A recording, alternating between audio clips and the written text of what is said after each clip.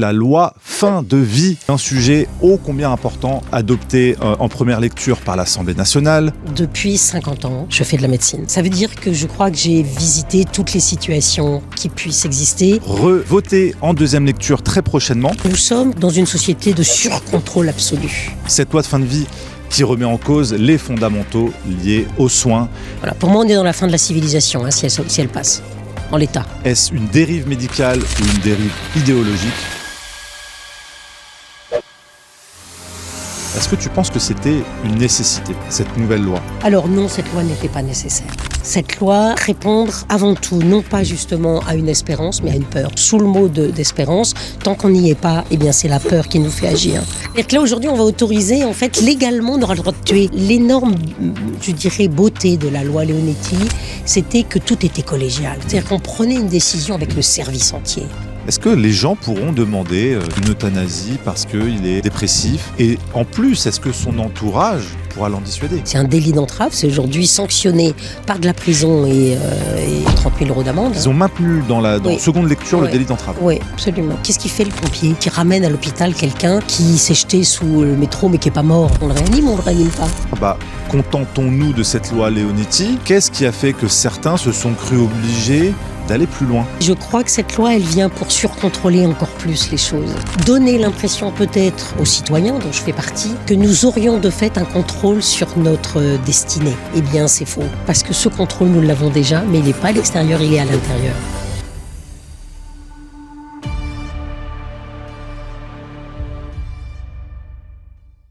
Bonjour à tous, merci de nous retrouver pour ce nouvel entretien Nexus. On reçoit à nouveau Odile Waché, médecin urgentiste qu'on a eu le plaisir de recevoir au micro de Nexus il y a quelques mois et aussi sur scène lors de la conférence du 19 décembre. Je vous invite vraiment à regarder cette conférence qui est en accès libre sur notre chaîne YouTube parce que son intervention était magistrale. Et aujourd'hui, on va parler d'un sujet ô combien important, peut-être un peu anxiogène, mais finalement tellement décisif par rapport à la société, par rapport à la civilisation. C'est la loi fin de vie qui vient d'être adoptée en première lecture par l'Assemblée nationale et qui va être votée en deuxième lecture très prochainement.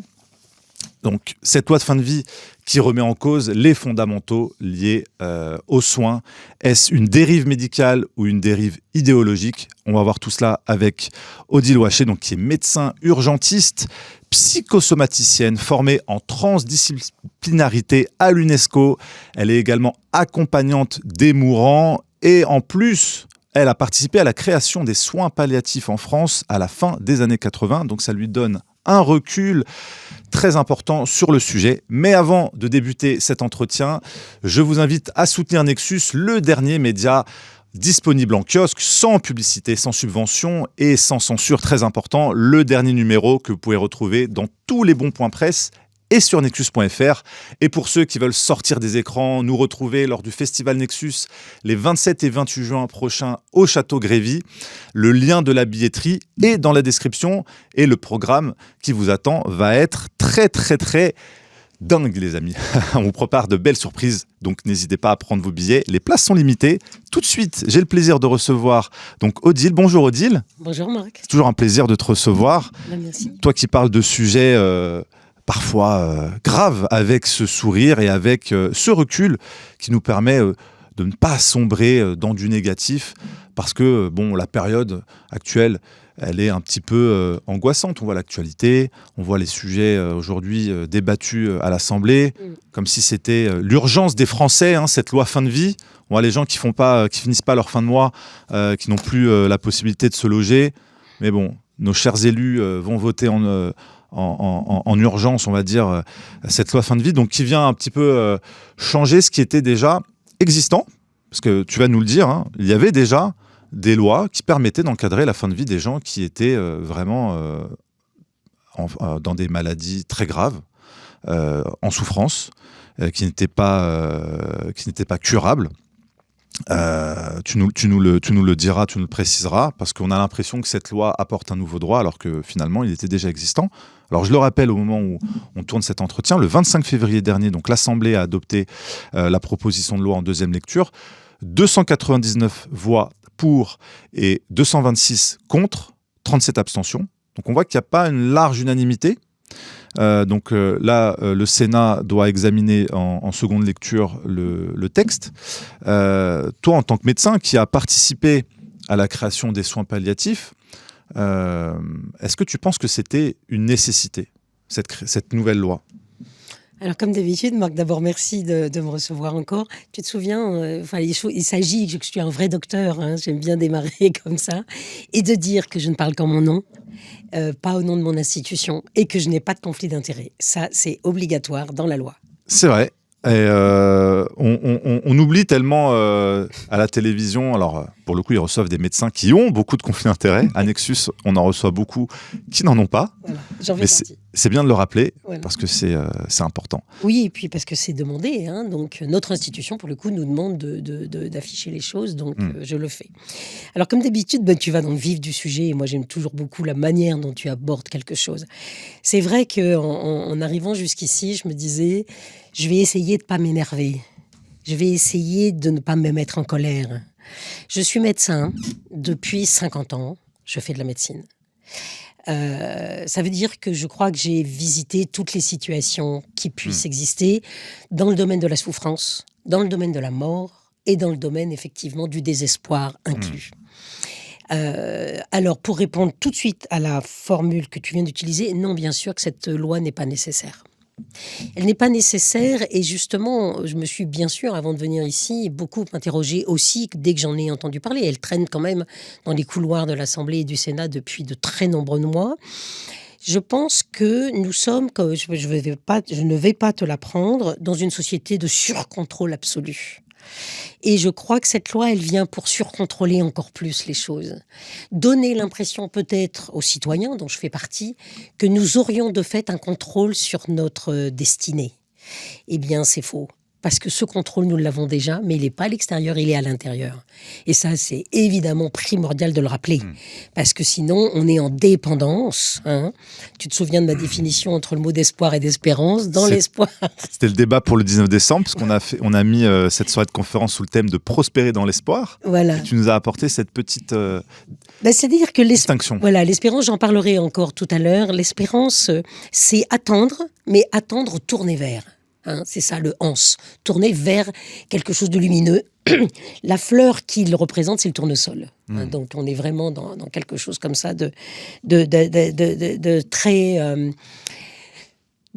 vivant. Hein, voilà, tu vois, ma main, elle part comme ça, de très vivant. Alors non, cette loi n'était pas nécessaire. Cette loi vient comme une espèce, effectivement, non pas du tout de cheveux sur la soupe, mais pour peut-être répondre avant tout, non pas justement à une espérance, mais à une peur. Et on verra comment, sous le mot d'espérance, tant qu'on n'y est pas, eh bien c'est la peur qui nous fait agir. C'est vrai que peut-être je reviendrai quand même déjà tout de suite à ce qui a existé. Voilà, il se trouve que de surcroît, j'ai eu un cabinet médical dans la région d'Antibes et que Jean Leonetti était le maire d'Antibes, médecin, et que c'est lui en 2005, en 22 avril 2005, qui a fait passer la première loi pour prendre en considération des choses qui étaient prises en considération. Heureusement, bien sûr. Je pense que nous, les médecins, aujourd'hui, on se fait beaucoup taper dessus quand même. Hein. On nous prend pour des grands nantis, on nous prend pour des grands dictateurs. C'est pas vrai du tout. Il y a, comme dans tous les métiers, des gens magnifiques et puis des gens qui le sont moins, qui le sont pas, ou bien qui sont tellement aussi débordés qu'ils font des choses qui manquent d'humanité. Et donc Jean Leonetti, à l'époque, entendant énormément de récits autour puis de sa propre ville, a pris effectivement à créer cette loi qui, d'emblée, on peut mettre à côté de Jean Leonetti, droit des malades. Pourquoi ? Donc, parce qu'il propose d'abord d'écrire nos directives anticipées, c'est-à-dire il responsabilise, ça aussi on en reparlera, mais il responsabilise tout citoyen en disant, et je vais ouvrir la parenthèse tout de suite, si nous les citoyens, nous ne prenons pas en considération notre propre finitude, eh bien on est comme des feuilles au vent. Hein. Et donc on est à ce moment-là totalement dépendant des structures, des non-structures, des paroles, etc. Donc Leonetti, c'est droit des malades, personne de confiance, écrire les directives anticipées, accepter que peut-être il faut cesser des soins qui peuvent être des soins d'acharnement thérapeutique. Donc voilà, on accepte là, le médecin est mobilisé à ce moment-là pour dire là, il n'y a plus de possibilités a priori. On fera aussi peut-être une petite aparté tout à l'heure sur des cas exceptionnels quand même, des personnes chez qui on a arrêté des soins, et parfois même des soins de survie, même des soins de réa, et qui finalement continuent à vivre. Donc ça, c'est aussi quelque chose d'extrêmement intéressant. Je ne vais pas citer Lourdes parce que peut-être on aura d'autres choses à citer, et puis parce que c'est un peu connoté. Mais c'est quand même néanmoins... Ça arrive. Des Ouais. miracles médicaux Oui. arrivent. Alors, moi, je ne les appelle pas miracles, et je vais dire pourquoi. J'ai eu cette chance. Tu parlais de l'UNESCO tout à l'heure. J'ai reçu effectivement une formation magnifique à l'UNESCO avec Marcel Victor Loquin. Et Marcel me disait toujours, c'était un des plus grands scientifiques de la planète à son époque, au siècle dernier. Et Marcel me disait toujours, ne considère pas comme extraordinaire quelque chose qui se produit que tu ne peux pas expliquer maintenant. Considère-le comme de l'extra de l'ordinaire. Et ça, j'ai beaucoup aimé la formule, bien sûr. Je lui pique et je lui rends hommage en même temps. Il a quitté ce monde et pour moi, c'était un des plus grands. Et voilà, donc on a des outils aujourd'hui qui nous permettent d'expliquer des choses qu'on ne pouvait pas expliquer il y a encore très peu de temps.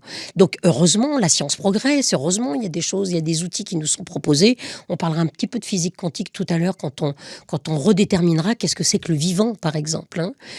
Puisque cette loi semble s'adresser finalement à des objets. C'est-à-dire que l'humain devient un objet. Tu connais ma manière d'envisager les choses. Objet-sujet. Est-ce que je suis sujet de ma vie ou est-ce que je me considère moi-même comme un objet ? Si nous faisons ça, laissons-nous faire. Mais si nous voulons être sujets de nos vies et justement libres, dignes, responsables et dans une forme d'espérance, à ce moment-là, il faut qu'on redéfinisse vraiment toutes les choses. Je reprends la loi Leonetti parce qu'elle est quand même intéressante. Elle va déboucher déjà en 2005, donc, sur les soins palliatifs. Avant cette loi, il se passait quoi, justement, pour les malades qui n'étaient pas curables ? Eh bien, je dirais que déjà, bien sûr, on en parlait beaucoup. J'ai eu cette chance de travailler à l'hôpital, de diriger un hôpital, de travailler en clinique, de travailler dans des missions humanitaires, de faire des choses à beaucoup d'endroits différents, de faire même de la médecine de campagne en France. Et il est évident, c'est vrai, qu'il manque dans nos études de médecine, des choses assez rigoureuses sur ce plan-là. Il manquait à mon époque. Aujourd'hui, je soigne des jeunes étudiants et ils me disent qu'ils ont des cours aujourd'hui de philosophie, d'humanité, on pourrait presque dire. Ça fait partie de mes dadas. Si un jour j'en avais la possibilité, je permettrais à toutes les sciences dites humaines de rentrer dans les filières, évidemment, du soin, par exemple. Ça me semble fondamental. Donc, avant, c'était le médecin, c'était le patient et c'était le médecin. Et ça, c'est une chose fondamentale au cœur de cette nouvelle loi. Elle va rompre définitivement le lien de confiance entre le patient et le médecin. Mais avant cette loi, donc juste pour faire un peu la chronologie, donc avant cette loi de Leonetti de 2005, un patient qui était incurable et qui souffrait pouvait obtenir de son médecin une fin de vie ? Alors, est-ce que c'était fait un peu discrètement sous le manteau ? C'était fait discrètement parce que c'était protégé à l'inverse de cette loi par la loi qui dit primum non nocere et puis surtout tu ne tueras point. C'était déjà là. Mais il est évident. Se faisait quoi. Un médecin qui voyait qu'il n'y avait plus aucun espoir, que la personne était consentante et consciente qu'elle souffrait trop et qu'elle ne pourrait pas s'en sortir. Certains acceptaient de. Mais beaucoup. On faisait de la morphine et on savait bien qu'au bout d'un moment, si on augmentait les doses de morphine, la personne arrêtait de respirer. Oui. Donc forcément, on les menait quand même d'une manière ou d'une autre vers la fin de leur vie. C'était clair. Alors il y a eu des cas, je le reconnais parfaitement. Il y a pu avoir des dérives. Bien sûr. Comme il va y avoir des dérives épouvantables avec ça. Alors là, le problème, c'est qu'on ouvre en plus une boîte de Pandore. On ouvre une énorme boîte de Pandore. Donc l'un dans l'autre. Est-ce que 2005, donc cette loi de Leonetti, a permis de mieux protéger les médecins et de mieux encadrer ? Et Qu'est-ce que ça a changé concrètement ? Ah oui, oui, oui. Mais moi, j'ai vu beaucoup de familles. J'ai pu accompagner des personnes de ma famille dans des cliniques, dans des hôpitaux. Il y avait des réunions collégiales. L'énorme, je dirais, beauté de la loi Leonetti, c'était que tout était collégial. C'est-à-dire qu'on prenait une décision avec le service entier. Moi, j'ai accompagné quelqu'un de ma propre famille. Le médecin, le chef de service m'a appelé. J'étais sa personne de confiance. Donc, le médecin m'a appelé et on a fait une réunion. Moi, là, je n'étais pas médecin, j'étais la personne proche d'eux. Et donc, tout le service s'est mobilisé, les aides-soignantes, les infirmières, les médecins. Ils avaient convié également le service de soins palliatifs qui était sur le même palier à côté. Et c'est vrai que nous avons pris ensemble la décision, effectivement, d'accompagner cette personne jusqu'à la fin de ses jours. Cette personne avait quoi, par exemple, comme pathologie ? C'était une maladie C'était une pathologie infectieuse gravissime. Voilà. incurable ? Oui, oui, oui. Dès que, enfin, c'était une pathologie intestinale, il faisait abcès sur abcès sur abcès. Il avait un âge déjà conséquent, il avait 85 ans. Et alors, moi j'en ai 71 aujourd'hui, j'aime bien dire 71 parce que ça fait un 7 et un 1. Et donc je suis plus très loin des 85, voilà. Mais en même temps, effectivement, on a tendance à penser quand on est jeune, et tu es très jeune, Marc, mais que là-bas c'est les vieux, quoi. Ils ont déjà quand même de la chance, ils ont vécu plein de trucs. Alors tu parlais de mon accompagnement des mourants, on en parlera peut-être tout à l'heure. Je redonnerai cet exemple que je t'ai déjà donné, de ce petit bout de chou que j'accompagnais avec des cancers et qui mourait entre 5 et 7 ans. Donc là, il y a quelque chose aussi. Difficile. Oui, alors c'est là que j'ai pris les plus grandes leçons de ma vie. C'est clair, c'est eux qui m'ont. Pourquoi ? Parce que c'était. Ils nous confrontaient. Tu te souviens, on avait parlé de ça lors de notre rencontre ici, de l'impuissance auquel est confronté le médecin. Ça, c'est quelque chose qui n'est pas assez détaillé dans nos études. Nous n'avons pas d'enseignement sur la mort. Nous avons un enseignement sur la souffrance, mais on répond par des molécules. Alors que on ne nous aide pas. Aujourd'hui, je suis psychosomaticienne, tu l'as dit. Donc, on essaye d'écouter qu'est-ce qui se passe de la vie de la personne qui s'exprime par une pathologie. On va chercher, entre guillemets, du sens. Ouais. Et on s'aperçoit, les Canadiens sont bien en avance là-dessus par rapport à nous, en neuropsycho-immunologie, on s'aperçoit qu'effectivement l'immunité peut être massacrée, entre guillemets, par des émotions trop fortes, trop violentes, non identifiées parfois. Dès que c'est comme tout danger, dès qu'on sait ce qui se passe, on est apte à ce moment-là à se tenir au milieu du danger ou face au danger. Et à ce moment-là, on découvre des outils intérieurs absolument extraordinaires.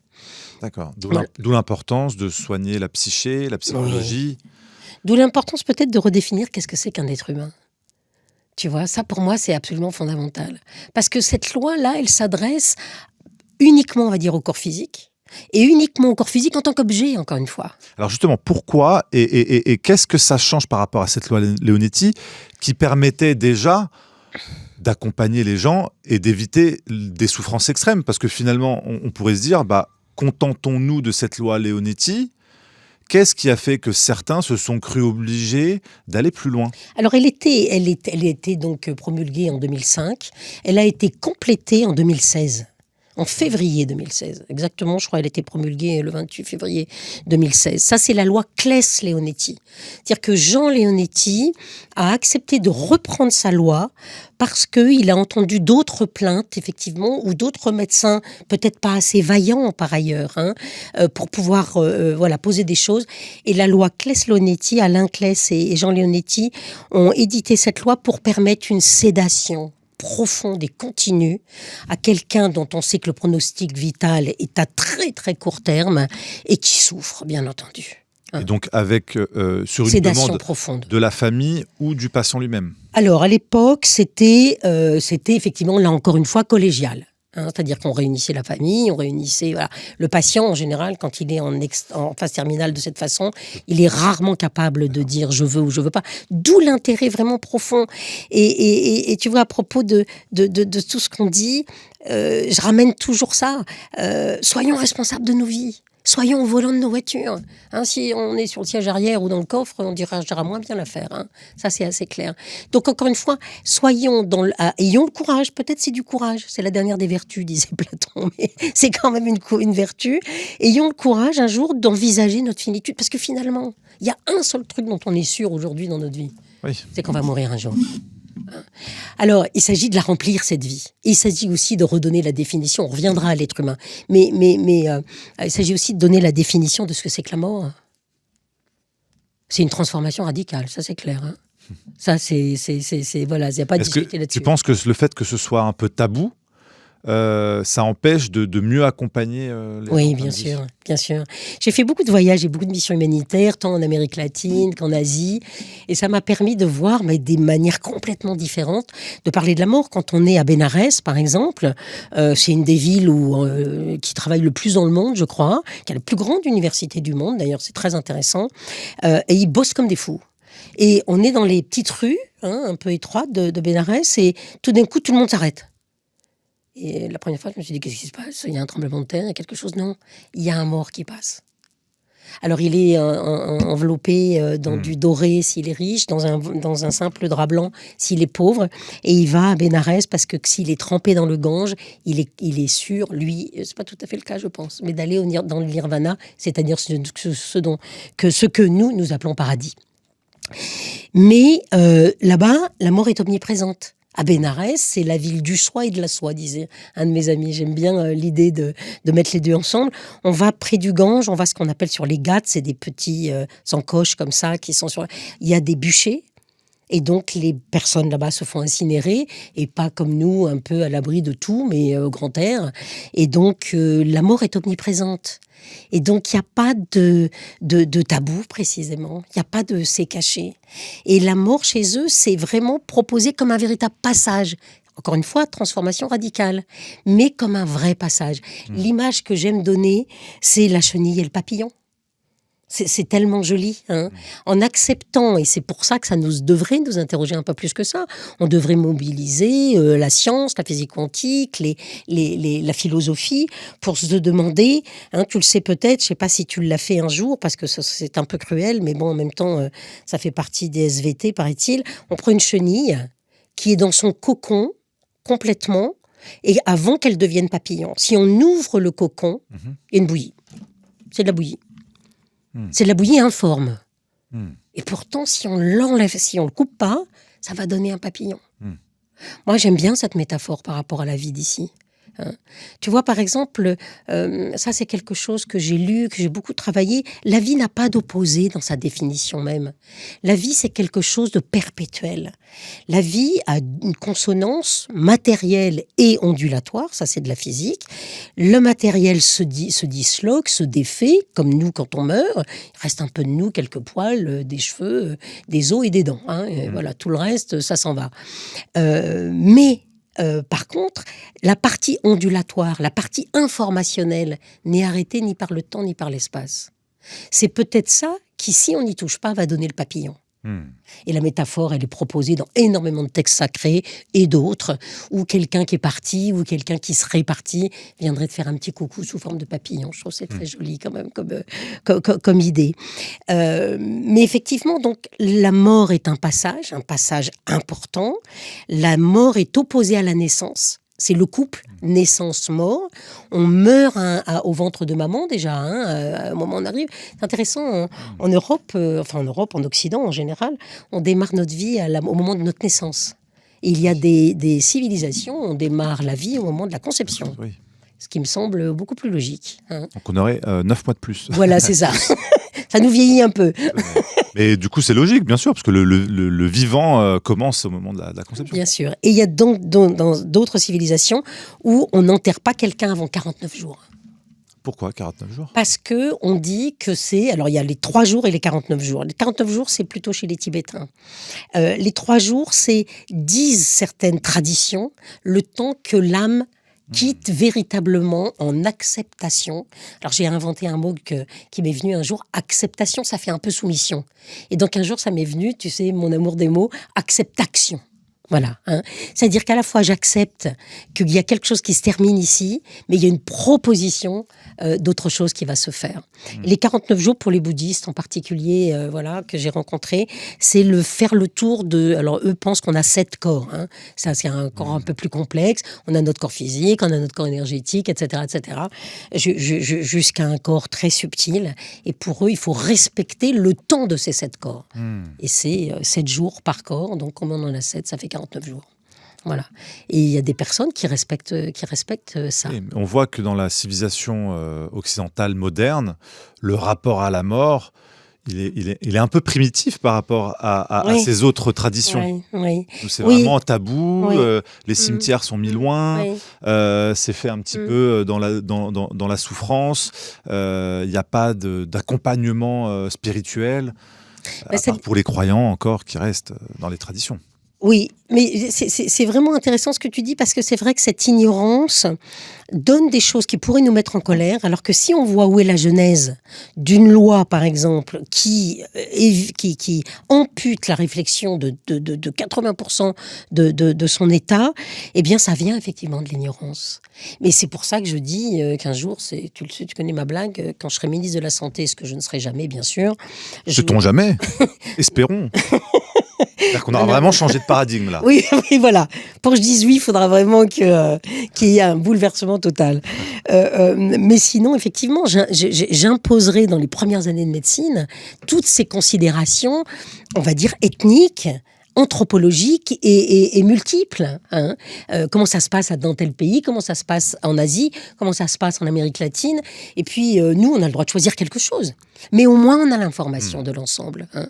Et ça, voilà, ça se fait dans certaines écoles, mais de façon bien trop discrète. Alors, pourquoi cette loi fin de vie, toi, te scandalise en tant que médecin? Oui, j'ai essayé. Parce que la loi Leonetti, apparemment, selon ton approche, était nécessaire, avait l'air de ne pas être scandaleuse. Elle permettait aux médecins d'avoir la possibilité d'avoir un cadre pour accompagner les familles qui faisaient le choix d'une fin de vie dans des bonnes conditions.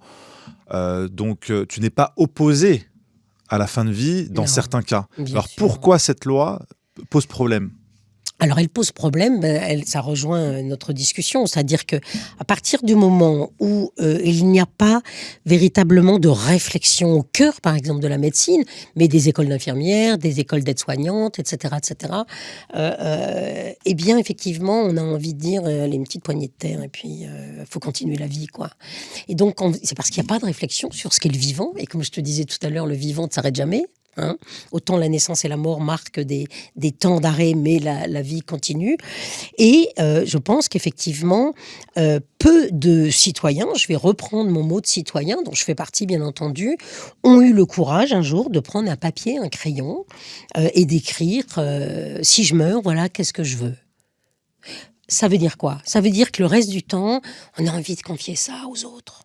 Si on est jeune, on se dit c'est pas pour moi. C'est pas pour moi. Et puis sinon, alors qu'un accident est arrivé. Et on le rappelle, on est donneur d'organes par défaut. Tout à en fait. France. Ouais. Sans action de notre part pour s'enregistrer dans les non-donneurs. Aujourd'hui, tout le monde est donneur d'organes. Oui, tout à fait. Ça fait partie évidemment des grandes questions, parce que des dérives potentielles colossales. C'est certain qu'aujourd'hui, il est dit que, alors on le sait, hein, dans tous les pays où l'euthanasie a été validée, les augmentations de prélèvements d'organes, je n'ai pas dit de dons d'organes, de prélèvements d'organes ont été surmultipliés. Et donc ça pose une vraie question éthique là aussi. Est-ce qu'un jeune qui meurt, on va se dire, là, il y a du potentiel. Donc, qu'est-ce qu'on fait? On ne peut pas prélever d'organes sur un corps mort. C'est impossible. Ah oui. Donc, il faut que la personne soit toujours vivante. Donc, avec une circulation parfois ou extracorporelle ou imposée parce qu'on fait marcher la machine. Mais si l'organe n'est pas oxygéné, il n'est pas intéressant à prélever du tout. Parce qu'il lui-même, il sera effectivement infarci ou bien sans oxygène et mort. Donc ça fait partie des grandes questions. Il y a un cas, il n'y a pas très longtemps, je crois que c'était en Belgique, une certaine jeune fille, 16 ans, qui voulait être suicidée, qui l'a obtenue. Quel motif? Désespoir. Désespoir. Ouais. Aujourd'hui, c'est un motif dans la nouvelle loi? Pas nous. Pas encore. C'est-à-dire pas encore. Oui, mais tu as raison, pas encore. Le désespoir n'est pas encore. Il faut avoir 18 ans. Ouais. Mais dans pas très longtemps, on descendra. La dépression, elle est prise en compte? Aujourd'hui, non. Aujourd'hui, non. Les maladies mentales ou les maladies... Alors, maladie mentale, quelqu'un qui est en pathologie neurodégénérative, qui parfois est sous tutelle parce qu'il ne peut plus faire un chèque, aura le droit de demander l'euthanasie. Quelqu'un qui a Alzheimer? Oui, absolument. Donc il y a quelque chose qui est absurde total.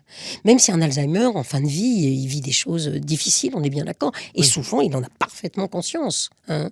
Moi, j'ai rencontré des tas de gens qui, tout d'un coup, me voyant, où je chantais, où je donnais une musique, où je parlais d'un... On a vu une vieille dame il n'y a pas très longtemps, on lui a mis elle était danseuse.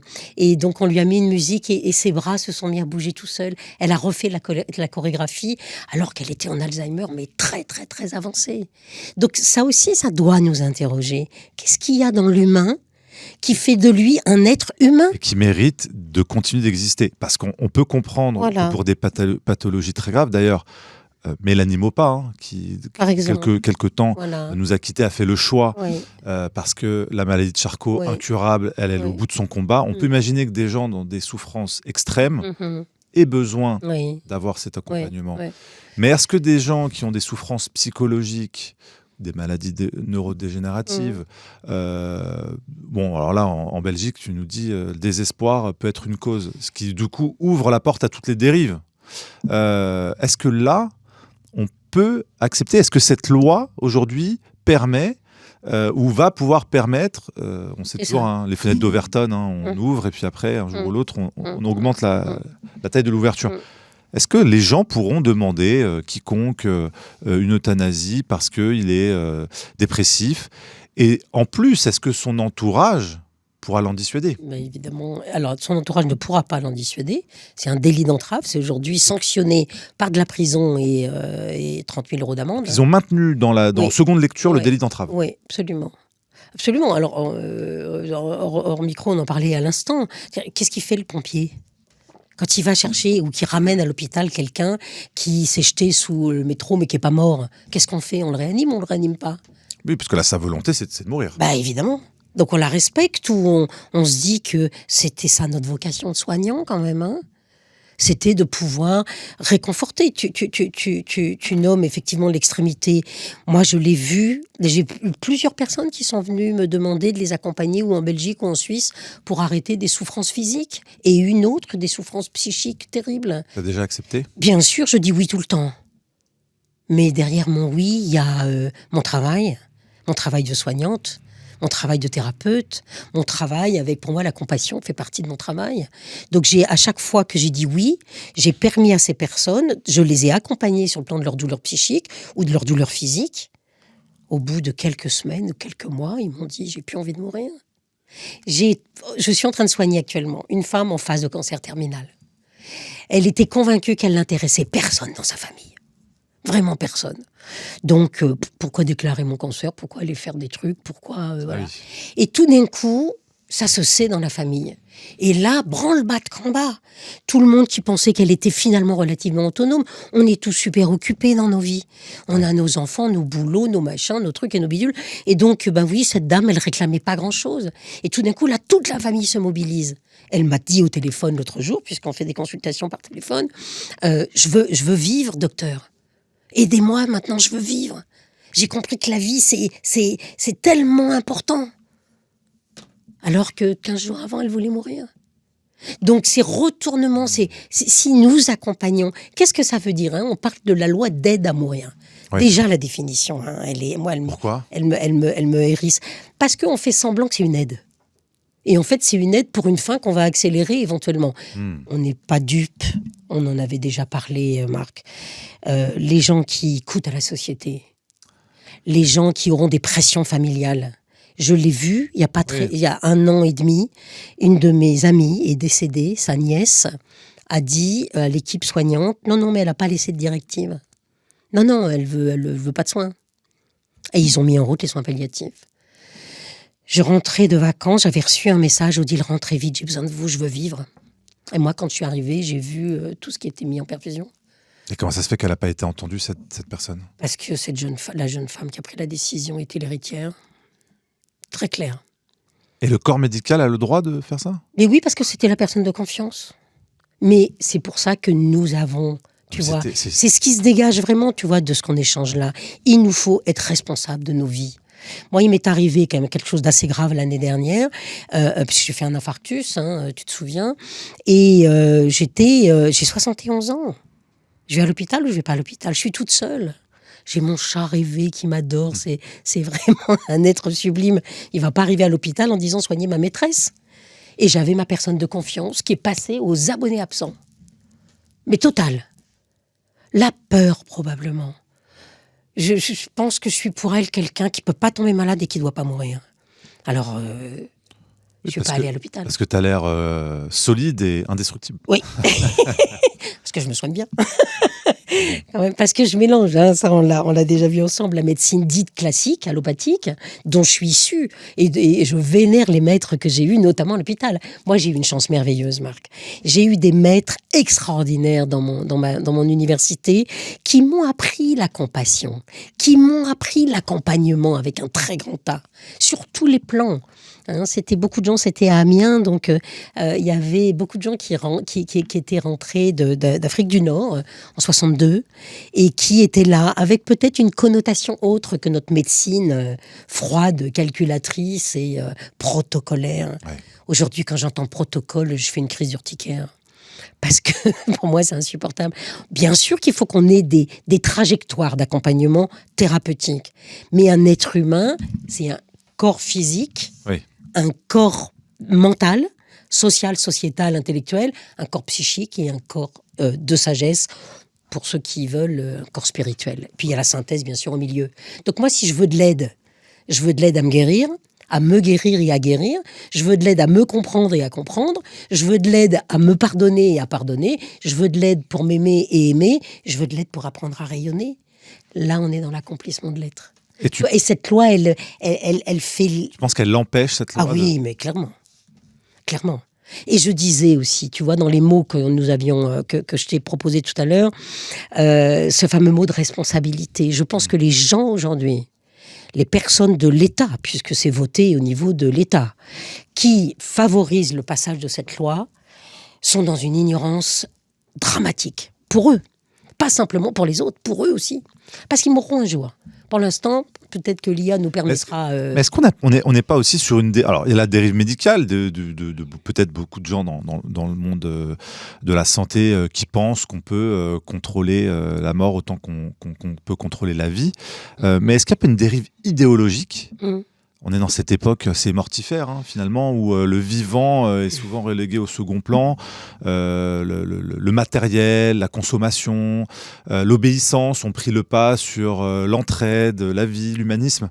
Est-ce que finalement, c'est pas logique que cette loi arrive comme ça dans cette dérive idéologique à ce moment-là Oui, mais tu as raison. Et est-ce que finalement...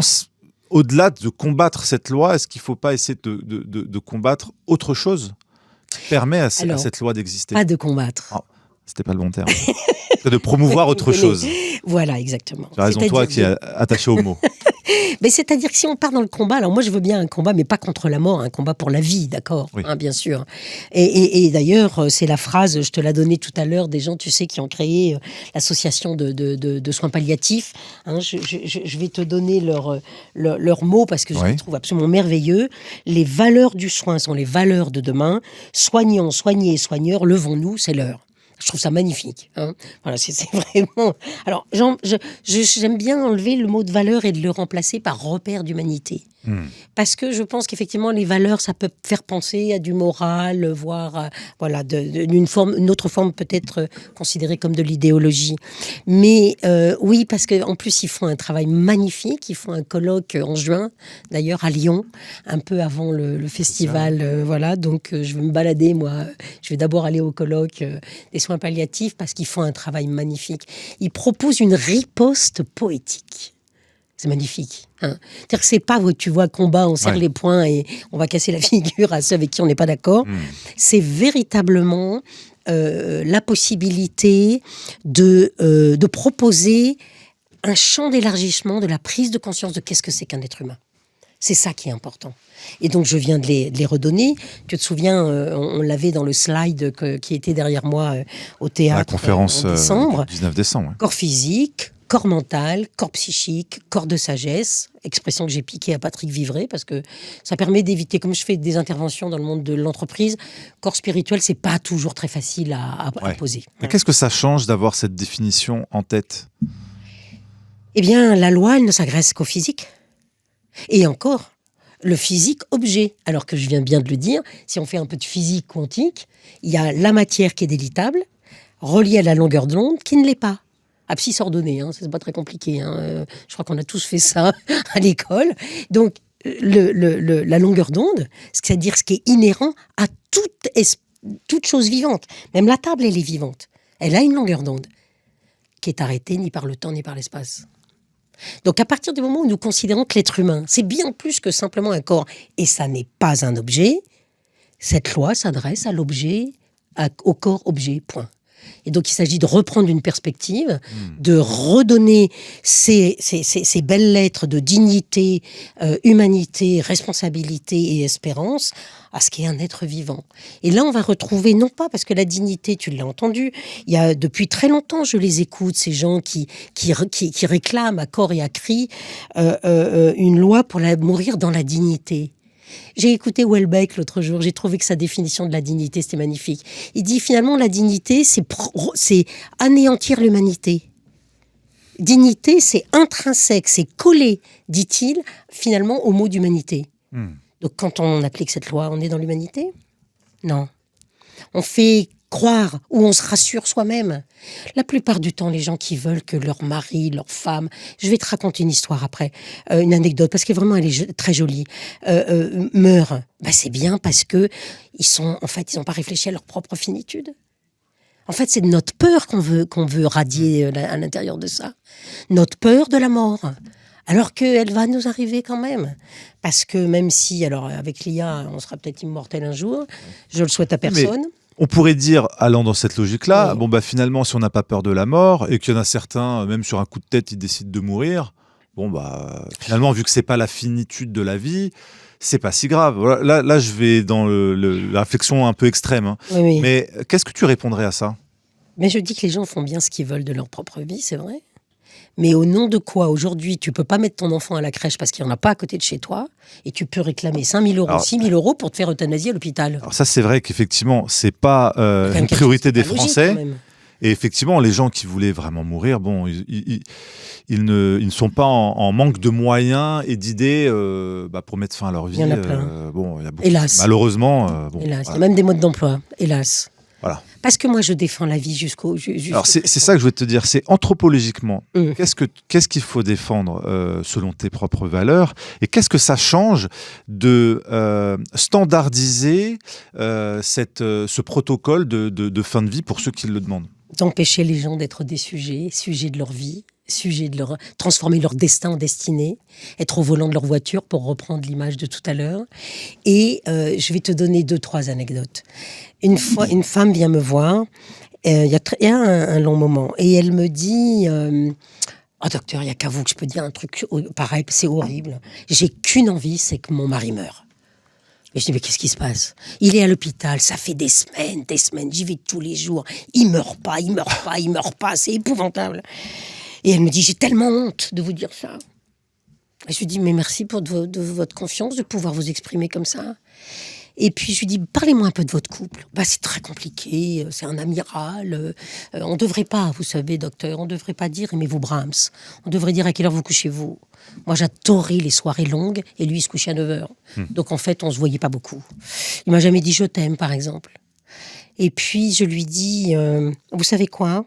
Ma prescription d'aujourd'hui, ça va être d'aller lui donner la permission de mourir. Il est en fin de vie, vous me l'expliquez bien. Allez lui dire que vous êtes d'accord pour qu'il s'en aille. Elle me regarde effrayée. Elle me dit, mais comment vous pouvez me dire un truc pareil ? J'ai dit, j'ai l'impression que c'est la seule voie. Donc, c'est pas tire-toi et meurs, c'est je te donne l'autorisation de quitter la terre d'ici. Je crois qu'on s'est dit ce qu'on avait à se dire. Alors, vous l'appelez peut-être pas mon chéri, mais amiral chéri, peut-être, vous pourriez. Bref, elle s'en va, elle m'appelle quelques jours plus tard. Elle me dit, je suis retournée à l'hôpital. Il était toujours dans une espèce de coma stade 1. Et puis, je suis arrivée, j'ai essayé de lui parler, et il n'a pas réagi. Et je me suis penchée vers lui parce que je voulais surtout pas qu'on m'entende. Et je lui ai dit, si tu penses que c'est ton heure, tu peux partir. Il a ouvert les yeux. Il m'a regardé. Puis il m'a dit, t'as des beaux cheveux blancs. Et il est mort.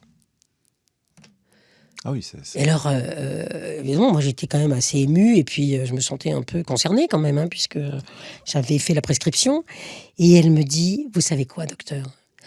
Quand il m'a dit, ils sont beaux tes cheveux blancs, j'ai eu l'impression qu'il me disait, je t'aime pour la première fois de ma vie. Et donc, en fait, cet homme est parti apaisé, avec l'autorisation. Et cette femme, elle est rentrée chez elle, veuve, évidemment, mais apaisée aussi. Et j'ai pu la voir pas mal de fois après le décès de son mari. Et elle avait plein de pathologies. Elle avait un certain âge, elle avait plus de 80 ans. Et il y avait plein de choses qui avaient disparu ou qui étaient parfaitement gérables. C'est-à-dire elle avait réglé un point Oui, en elle. mais bien sûr. Celui de la communication. Pourquoi cette loi, elle est atroce? Parce qu'il n'y a pas de relation de relations profondes, de relations sur les fameux 4 plans que je défends tout le temps, entre le soignant et le malade, ou entre la famille et le malade qui va réclamer. Je soigne des personnes. Je soigne une dame avec une sclérose en plaques extrêmement avancée. Et l'autre jour, je lui dis, qu'est-ce que vous avez prévu pour vos vacances d'été? Oh, je reste à Paris. Je dis, ah bon, vous n'allez pas à la mer comme d'habitude? Non, j'ai dit à mes enfants qu'ils y aillent sans moi. Et je la connais par cœur, cette femme. Elle ne va pas y aller pour pas être un poids. Elle a dû entendre une petite phrase, on ne peut pas y aller tout de suite, il y a mamie, il faut mettre mamie dans son fauteuil, il faut machin, etc. Aller à la plage en fauteuil roulant, c'est quand même pas ce qu'il y a de plus simple, etc. Cette femme, elle va rester, s'il fait 40 degrés, 45 degrés dans son appartement, elle restera là. Parce qu'elle n'a pas le soutien. Et les enfants sont gentils, mais ils ne sont pas aimants. Parce qu'eux-mêmes ne sont pas allés chercher à l'intérieur de eux-mêmes comment ils voudraient être accompagnés peut-être un jour. C'est pour ça que ma deuxième truc quand je serai ministre de la Santé, c'est que j'obligerai tous les étudiants à passer 8 jours minimum dans un lit. En étant malade, peut-être accrocher une perfusion en plus. On fera une fausse perfusion parce que c'est dangereux une perfusion. Mais voilà, pour pouvoir savoir qu'est-ce que c'est quand on est immobilisé. Et c'est ça que tout le monde a besoin de comprendre aussi. Et puis l'autre exemple que je voudrais te donner, c'est 2 exemples qui me touchent de très très près. Le premier, c'est la mort de mon père à l'hôpital. J'allais dire interné, oui, c'est presque ça quand même, la réanimation, coma provoqué parce qu'il avait une infection gravissime. D'accord. Et il est mort au bout d'1 mois. J'ai appris à l'époque, je ne le savais pas, qu'en réa, on a le droit à 1 mois. C'est-à-dire 30 jours multipliés par, à l'époque c'était en francs, par 10 000 francs. Il avait le droit à une enveloppe de 300 000 francs. Ah, il y a une limite? Oui. Je ne le savais pas en tant que médecin. Au-delà de laquelle, il se passe quoi? On débranche. Et puis, il vit pas. On débranche, ils l'ont débranché. Et il est mort. Mais, il est mort avec un sourire, Marc. J'ai écrit la fin de sa vie. Un livre qui s'appelle « Un si beau sourire pour mourir », qui n'est pas encore... je ne le cherchais pas, il n'est pas encore édité. Je vous donne un scoop, ça va devenir un film. Parce qu'il y a quelqu'un qui s'est intéressé à mon récit, que j'avais mis dans un placard, parce que pour plein de raisons que je ne dirai pas maintenant. Pourquoi qu'est-ce qu'il y a de si exceptionnel dans cette histoire? Il a eu le temps. Il a eu le temps de comprendre, parce que je savais déjà, il est mort en 94. Je savais déjà que les patients, même en coma profond, entendent, perçoivent, ressentent tout ce qui se passe autour d'eux. Donc, je passais pour une folle dans le service, parce que je lui parlais, moi, à mon papa. Je lui disais, tu sais, t'es là, mais je suis là. Si c'est ton heure, vas-y. Si c'est pas ton heure, pas toi. On est à tes côtés, on va t'aider. Eh bien, il n'a pas pu cranter des choses. Voilà, je vais pas rentrer de la raison pour laquelle. Mais c'est le système qui a impliqué sa mort. S'il y avait eu une écoute aujourd'hui vraiment de mariage dit entre la médecine conventionnelle et non conventionnelle, peut-être qu'il serait toujours là. Il est mort à 67 ans quand même, c'était jeune. Mais il est mort apaisé, Marc. Il est mort avec un sourire magnifique. Je ne vais pas dévoiler le film, puisqu'on est en train d'écrire le scénario. Moi, je l'ai déjà vu, le film. Donc, voilà. Mais il est mort magnifiquement. Et moi, j'ai pu. Et une partie de ma famille, tous non, parce que la plupart ont fui. L'hôpital, la réa. C'est vrai que c'est difficile, tous ces trucs-là, d'être en confrontation, en visite. On est impuissant, encore une fois. Je fais quoi avec la maladie si jamais ça m'arrive un jour? Donc on préfère aller s'occuper de ses chevaux, son potager, et puis de ses chaussures ou des livres des enfants. Mais moi, j'ai pu m'habituer. j'ai pu aller jusqu'au bout de ma relation avec lui. Et j'ai pu communiquer avec lui. Ça va être le scoop dans le film. Communiquer avec quelqu'un qui est dans le coma. Et ça, je vais pouvoir l'expliquer. Et puis donc, voilà, mon père est mort. J'étais jeune. Il m'a confrontée à la pire des impuissances en tant que médecin. Parce que je n'étais pas que sa fille, j'étais aussi médecin. Mais en même temps, quelque chose s'est accompli véritablement. Tu vois, pour moi, la mort, et cette loi va à l'encontre de ça, ne permet pas l'accomplissement de l'être humain. Sur tous les plans, et puis notamment, évidemment, le dernier, le rayonnement central. Ce que je ne marque jamais, on est censé le déduire. Et le dernier exemple que je te donnerai volontiers, c'est celui de ma maman. Je vais parler de mes petites affaires. Ma maman, elle a fait un infarctus à 92 ans. Elle était considérée comme vraiment, elle avait quelques heures devant elle. Double pneumopathie, cœur infarci à 80%, pardon, fracture d'une épaule, enfin vraiment un truc épouvantable. Elle a survécu 4 ans. Alors qu'on t'avait dit que c'était... Le médecin m'avait averti. Le soir, quelques jours, quoi. Non, la soirée. Quelques heures, même. Elle passe pas la nuit. Et puis en médecine chinoise, moi, je prends les pouls. Et donc, je suis allée prendre les pouls de ma maman. Et il y a en médecine chinoise qu'on appelle, ceux qui connaissent reconnaîtront les mots, triple réchauffeur et maître du cœur. Quand ces énergies-là sont connectées, la personne ne meurt pas. Quand je serai ministre de la Santé, on fera de la médecine chinoise en première année de médecine. C'est la plus vieille médecine du monde. Mais bien sûr, et elle est d'une intelligence absolument extraordinaire, puisqu'à chaque organe, en plus, correspond une émotion à transformer en sentiment. Donc c'est juste exceptionnel. Eh bien, ma maman, effectivement, en restant encore longtemps avec nous, après je n'ai pas fait de soins pour l'empêcher de mourir. J'ai fait des soins pour qu'elle meure en harmonie. Et ça, on sait le faire en médecine traditionnelle chinoise. Donc j'ai fait ça, et puis elle a vécu 4 ans de plus. Mais moi, j'ai vécu 9 mois avec elle, chez elle, à réordonnancer sa maison pour qu'elle puisse y rester. Et nous avons pu réparer une relation qui avait très mal démarré pendant très longtemps, pendant plusieurs dizaines d'années. Elle avait été très compliquée, cette relation. Et ma maman, parce que c'est vrai que le pardon pour moi, tu vois, et c'est ça que je mets souvent en exergue par rapport à la mort, si on ne sait pas rencontrer soi-même, quelles sont les choses à faire, avoir le courage de se rencontrer soi, de travailler sur soi, de comprendre de quoi on est fait, de permettre à chaque petit cadran de se transformer. Alors, à ce moment-là, on peut apprendre à se pardonner et à s'aimer. Tu penses que c'est quelque chose qui n'est pas assez fait de nos jours, se rencontrer soi-même? C'est vital et c'est assez peu fait, même si ça se développe beaucoup. Il y a heureusement beaucoup de gens aujourd'hui qui permettent des développements par rapport à ça, mais encore de façon très insuffisante. Et puis, un jour, il faut peut-être sauter, avoir une forme d'audace, effectivement, c'est-à-dire d'oser rencontrer ce qu'on appelle l'ombre. Et les parts d'ombre. Bien sûr. Embarquer dans le quotidien, le rythme de vie, toutes les nécessités, peu de gens s'intéressent à ce qu'ils sont profondément. C'est ça. Et pourtant, c'est pour ça que notre finitude nous permet ça. Et normalement, effectivement, il y a du progrès. Il y a aujourd'hui, on ne meurt pas à 25 ans comme à une certaine époque en France. Ça arrivait, on avait 25 ans de vie. Et encore, parfois, c'était beaucoup. Donc, voilà. Mais voilà, donc il y a quelque chose vraiment en tout cas, c'est la proposition que je fais de façon majeure. Soyons dans la dignité, mais comprenons qu'effectivement, la dignité, par exemple, la loi Leonetti le permet. Allons plus loin, comme dit Houellebecq, c'est notre humanité. Comment je suis humaine ou pas humaine, ou humain ou pas humain dans ma vie. Après, c'est la notion de liberté. C'est un mot de Bobin qui est magnifique. Il dit la liberté, ça ne va pas avec le bonheur, ça va avec la joie. Qu'est-ce que je fais de la joie dans ma vie ?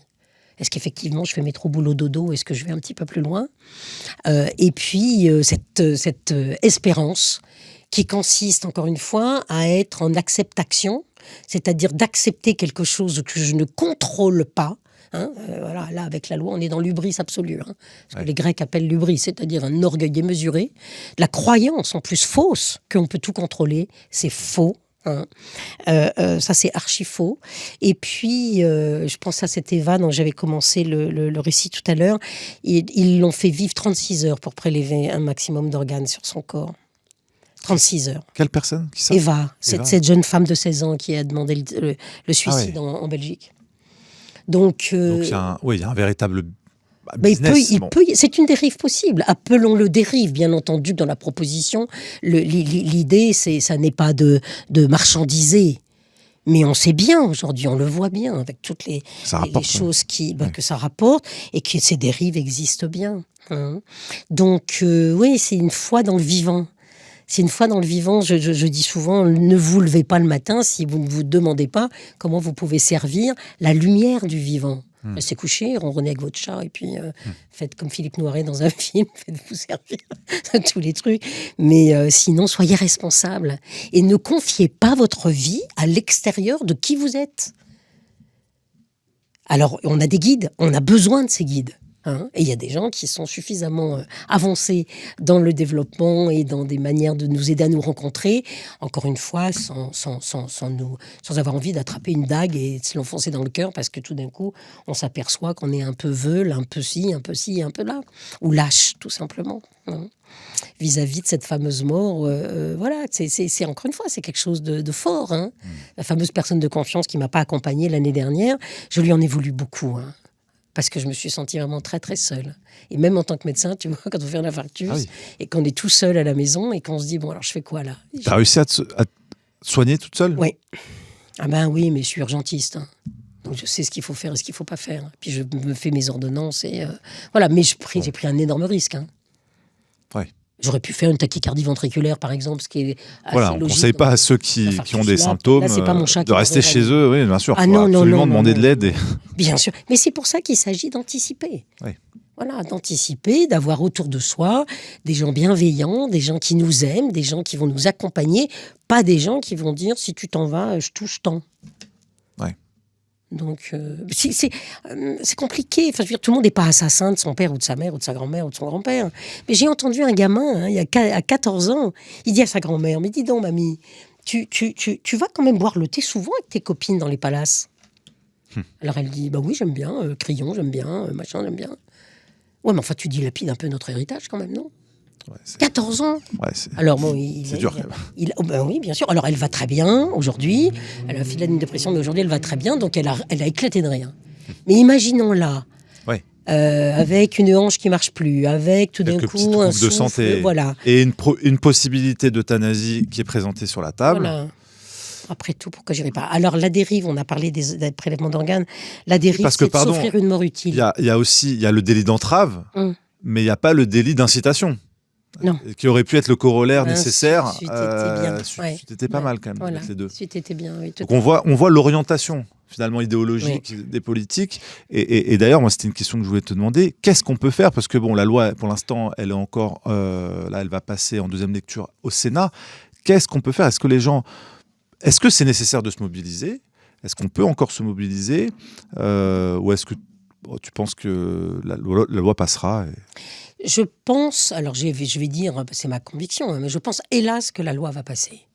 Mais je pense, parce qu'il y a trop d'immaturité dans la population générale, et même chez nos sénateurs.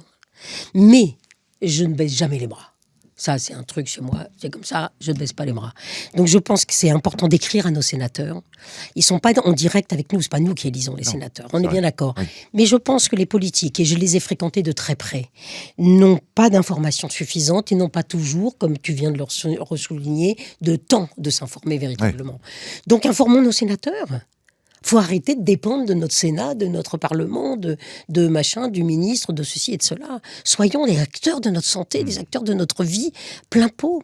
Et donc écrivons à nos sénateurs, ça je pense que c'est absolument fondamental. Au niveau des députés, pour la dernière loi, j'avais dit, faites un petit mot très court. Je vote pour vous si vous votez non. Je dis lui, elle ne leur expliquait pas. Si son je ne sais plus comment on appelle ça, l'assistant parlementaire n'a pas été capable de transmettre quelque chose. Mais encore une fois, regarde les députés, ils doivent connaître les trucs sur la nourriture, sur l'agriculture, sur le nucléaire, enfin c'est difficile, c'est impossible. C'est très compliqué. D'être bien renseigné sur. Donc oui, informons, parlons-en, débattons sur le sujet. Je pense que même dans nos familles, il y a des moments où c'est bien de mettre le sujet sur la table. Une petite fille un jour m'a dit, tu sais, j'ai essayé ce que tu m'as dit. Maman, elle renverse toujours son café quand je parle de mourir. Elle m'a dit, bon, alors, c'est pour ça que je lui ai dit de pas être là avec moi dans le bureau. Donc, je voudrais qu'on parle de la mort ensemble, toutes les deux. Et c'était génial, hein, bien sûr. Ouais. Parce que je leur donne, effectivement, à ce moment-là. Et c'est ça aussi que je voulais repartager comme expérience, Marc, avec toi. Ce petit bout de chou de 5 ans, tu te souviens, cancéreux, et qui sait qu'il va mourir parce que son petit copain dans la même pièce que lui est mort dans la nuit. Et il est terrorisé. Et je lui ai expliqué que mourir, c'est finalement comme descendre d'un toboggan. Et qu'on a 2 solutions. On s'accroche et on arrive en bas, de toute façon, parce que c'est quand même pentu, mais on a les avant-bras bien brûlés. Ou alors on fait les marionnettes. Hein. Et on fait un peu un pari, mais c'est le pari de Pascal, encore une fois. Moi, j'adore la philosophie pour ça. Hein. Et si nous avions une âme? C'est quand même embêtant de faire le pari qu'on n'en a pas. Et qui justifie de faire des lois comme ça. Alors que peut-être, on pourrait faire le pari qu'on en a une, aider Gauguin à répondre à ces 4 questions. D'où je viens, qui je suis, pourquoi je suis là et où je vais. Hein, ça me semble vraiment des choses à mettre en place dans nos vies. Et puis voilà, c'est lever l'ignorance, lire. Il y a des livres magnifiques. Il y a le livre tibétain de la vie et de la mort. Alors il y a des petits résumés qui sont très très bien faits. Allons voir dans d'autres civilisations ou d'autres endroits dans le monde. Il y a un livre que je recommande et qui permet de se dire, oula, ça s'appelle « Une larme m'a sauvé ». Je me souviens plus du nom de la femme qui a écrit ce livre, mais c'est facile vraiment à trouver. Il est réédité. Une larme m'a sauvé. C'est une femme qui était en soi-disant mort cérébrale. Et le médecin avait amené tout son staff en disant, vous voyez, quand je lui tords les seins, normalement, c'est une douleur terrible. Vous voyez bien, elle bouge pas. Sauf que quand elle est revenue à elle, parce que sa fille lui a sauvé la vie, parce qu'un jour, elle a vu une larme. C'est pour ça que le livre s'appelle comme ça. Elle a appelé l'infirmière, elle dit « Mais maman pleure. » Mais donc, maman n'est pas dans le coma, puisqu'elle pleure, elle l'entend. Et l'infirmière dit « Non, mais ça, c'est des irritations, ne vous inquiétez pas. » On a remis des scotch sur les yeux, c'est ce qu'on fait. Hein. Pour pas irriter, oui, c'est normal. Pour pas irriter la paupière, on scotche parfois la paupière quand elle ne veut pas rester fermée. Okay. Et donc là, à nouveau, la fille retourne. Et là, effectivement, ils appellent le médecin. Et qui refait des examens et qui dit, il y a quelque chose qui est bizarre. Et en fait, cette femme va revenir à la vie complète. Et elle écrit, voilà, ce livre, Une larme à sauver. Donc, des dérives avec la loi peuvent arriver aussi sur ce genre de choses. On pourrait penser que la personne est tout à fait en fin de vie. C'est ça. Et finalement, elle ne l'est pas.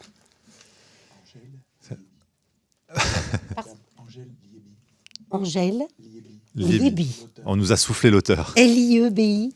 Merci. Angèle Liebi. Voilà, Angèle Liebi. Voilà, ça pour les auditeurs. Pour les auditeurs, merci le livre, beaucoup, Une larme m'a sauvé. Une larme m'a sauvé, voilà.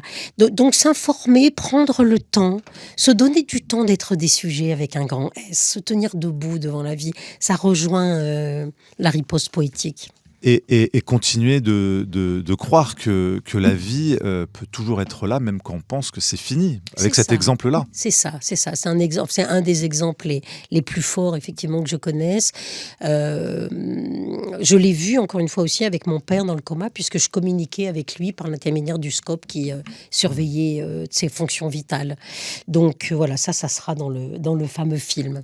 Eh ben, hâte de voir ce film. On espère qu'on pourra évidemment te recevoir lorsqu'il sera sorti et qu'on pourra éventuellement participer à sa diffusion ou à sa promotion en tout cas. Avec joie. Alors pour te retrouver, parce que tu m'as partagé le petit papier pour ta prochaine conférence le 14 avril, donc ça ce sera en Suisse, voilà, pour nos amis suisses, à Lausanne, pour parler d'Hildegard de Bingen. C'est un sujet qui t'intéresse aussi. Tu peux nous dire vraiment très rapidement ce que les gens pourront y trouver? Alors Hildegard a quelque chose qu'on retrouve dans sa façon d'avoir écrit tout ce qu'elle a écrit. C'est un médecin, hein, donc voilà, moi c'est sa partie médicale qui m'a intéressée le plus. Mais elle fait marcher son intuition d'une manière absolument exceptionnelle. Elle a une foi dans la vie colossale. Et son message avant tout est un message évidemment de bonne santé. Et je vais parler des biscuits de la joie, de la tisane de la joie et tout ça. Mais c'est surtout la joie au cœur. Et je pense qu'effectivement, pour reprendre notre sujet, une loi qui éteint un être humain l'empêche de rayonner au niveau de son cœur. Donc voilà, c'est pour ça que je tenais à prendre la parole en me disant, en tant que médecin qui continue à être en exercice, je ne peux pas me taire. On espère que beaucoup de médecins suivront, il y en a déjà qui le suivent, ce sillon-là pour défendre la vie, évidemment, et permettre aussi un vrai accompagnement. C'est ça. Le lien patient, médecin, Voilà. le lien humain avec la famille, Oui. le corps médical, Oui. le lien humain tout court entre les gens et ce rapport à soi-même nécessaire, ces questionnements-là pour ne pas occulter la mort de la réflexion de la vie. Voilà. Alors justement, la semaine prochaine, je suis à l'Institut catholique de Paris et je vais faire une présentation sur l'audace de la joie. C'est des étudiants qui ont créé ça, c'est magnifique, ça s'appelle Qui tout double et ça va être enregistré la semaine prochaine, ça sera diffusé bien sûr après puisque c'est un TEDx. Et donc on va parler effectivement de l'audace. Et moi, je vais parler de l'audace de la joie au cœur de mon métier. Comment est-ce qu'on peut garder la joie dans notre cœur, même en fréquentant, en rencontrant la souffrance, le désespoir et la mort. Il n'y a aucune raison de baisser le pavillon de la joie et qui continue à rayonner, c'est absolument vital. Et voilà, j'écoutais tout à l'heure, j'ai essayé, parce que ça m'est venu comme ça, cette chanson, je croyais que c'était Bourvil, et pas Bourvil, c'est Alain Souchon, qui disait « La vie ne vaut rien, mais rien ne vaut la vie ». Donc défendons-la, vraiment, à l'intérieur de notre propre être, et puis dans tous les êtres qui sont autour de nous. En n'oubliant pas que chaque action que nous faisons a un retentissement absolument colossal. Et c'est ça que je disais tout à l'heure par rapport à ceux qui promeuvent ça avec un manque de réflexion. Et c'est vrai que j'ai été, encore une fois, vraiment très en colère. Je le suis moins, mais je suis évidemment à la fois préoccupée par le fait qu'il y ait des gens qui effectivement considèrent encore que c'est quelque chose de génial et que c'était libre que de faire ça. Alors que la liberté, et que c'est un progrès. Mais voilà, alors que non. Alors que finalement... un renoncement au vivant. Et puis qu'on répond, alors on n'a pas parlé de Malthus, je vais juste mettre Monsieur Malthus sur la table pour lui dire, quand je te rencontrerai de l'autre côté du voile, j'ai 2 mots à te dire, Malthus. Pourquoi ? Parce que c'est lui qui fait croire à tout le monde qu'on est trop nombreux sur Terre. Oui. Donc ça aussi, mais ça influence là-dedans, forcément. Il faut éliminer les vulnérables. Il était pour faire mourir les pauvres, quand même. J'ai relu tout à l'heure des directives qu'il a prises. Il était anglais. On voit malheureusement que certaines des personnes dans l'oligarchie mondiale adhèrent à ces réflexions-là. Mais oui, bien sûr, bien sûr. Alors, tu parlais d'idéologie tout à l'heure. Voilà une idéologie terrifiante et complètement fausse. Alors là, voilà, quand je le rencontre, je vais lui expliquer. On fera en sorte de reparler de tout ça encore de ton vivant, parce qu'on a besoin de toi aussi, on a besoin de médecins engagés et on a besoin de défendre la vie. Donc merci à toi. Je rappelle donc cette conférence, pour ceux qui voudraient aller voir à Lausanne, le 14 avril, 19h30. Oui. Inscrivez-vous, je donne le mail, odile.waché@gmail.com. Voilà. Pour retrouver... Comme ça, vous aurez aussi des informations sur les autres. Il y en aura une à Zurich, il y en a une prévue à Genève. On va faire circuler la joie. Et on refera d'autres interviews ensemble sur ce sujet-là, à Hildegard de Bingen, et aussi sur la joie, et plein d'autres thématiques que tu nous prépares. Parce que, promis. Parce que tu es intarissable. mais en tout cas... Tu m'inspires, Marc, c'est pour ça. En tout cas, on est ravis de te retrouver toujours au micro de Nexus. On espère te voir au festival, évidemment. Je serai là, c'est promis. J'ai pas encore envoyé mon truc, mais je serai là. En tout cas, on a une place pour toi. Merci. Évidemment, une place pour vous tous si vous voulez nous retrouver. Vous allez sur le lien dans la description. La billetterie est encore ouverte. Faites vite parce que les places sont limitées. Et vous pouvez nous retrouver évidemment en kiosque pour retrouver le dernier média sans publicité, sans subvention, sans censure. En ces temps qui courent, malheureusement, de censure excessive, c'est important de pouvoir défendre une presse libre et indépendante. Et vous pouvez nous retrouver sur nexus.fr. Merci à tous. Très bonne soirée. Merci Odile. Au revoir, Marc. À bientôt. Un grand merci pour ton accueil. Merci.